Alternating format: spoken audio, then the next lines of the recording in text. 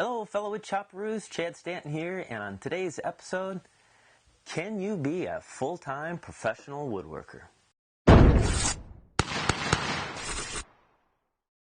You love woodworking. Your basement or garage has been transformed.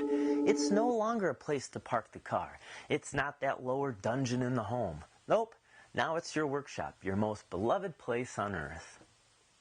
For those of us who do woodworking, I don't have to describe the feeling it gives us. The inner peace of creating something useful and beautiful from something that was basic and rustic, well, it just gives us a real sense of accomplishment. Man is meant to use his hands, and we as woodworkers, well, we do just that. You might love woodworking so much that you might be considering becoming a full-time woodworker. I know this feeling all too well. I was the same way, but before you quit your day job and become one, let me ask you some questions that I've learned over my 20 years of being a full-time professional woodworker. The following 5 questions will help you determine, can you be a full-time professional woodworker? Now, to answer these questions, you truly have to be honest with yourself. Number 1, are you a self-motivated, self-disciplined individual? Most people get up and go to work on time because they know if they're late or fail to show, severe reprimand will be taken against them, which ultimately means the loss of money. But if there's no time clock, no boss watching over us, could we still get there on time?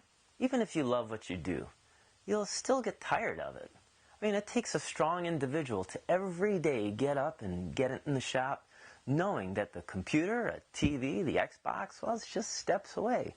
I mean, no one would know if you went there and took the afternoon off. You wouldn't get punished.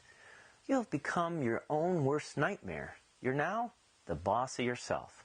Number 2, do you save your money? Being self-employed means never really knowing when or where the next job's going to come from. Sometimes you might be so busy you think, man, I need to hire some help.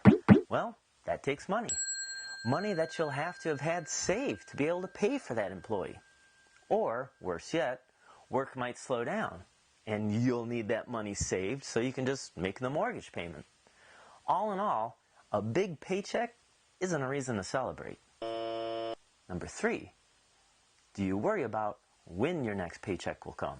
As I mentioned, sometimes paychecks are stretched out. Friday doesn't mean payday anymore. Over the years, I've learned the cycles of my busy and slow seasons in the region where I live. This helps in being able to predict the outcome and the workloads.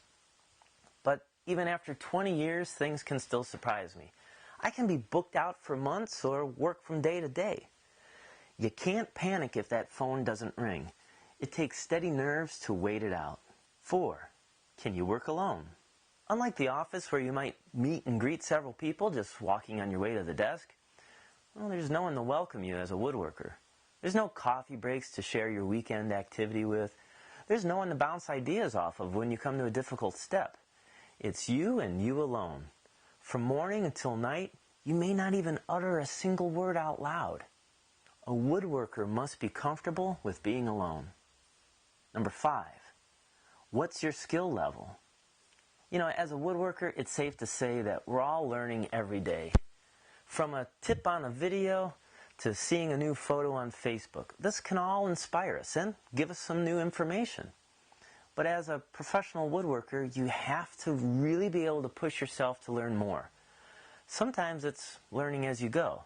This can prove to be successful, or it can result in numerous trials and errors. Those lessons can cost time, material, and money. And those lessons, well, you can't bill the customer for that. So if you answer the following questions honestly and still want to continue, then yes, you can be a full-time professional woodworker. Now, in my following video, should you be a full-time professional woodworker, I'll cover the steps you need to consider for establishing yourself in this line of work. So stay tuned.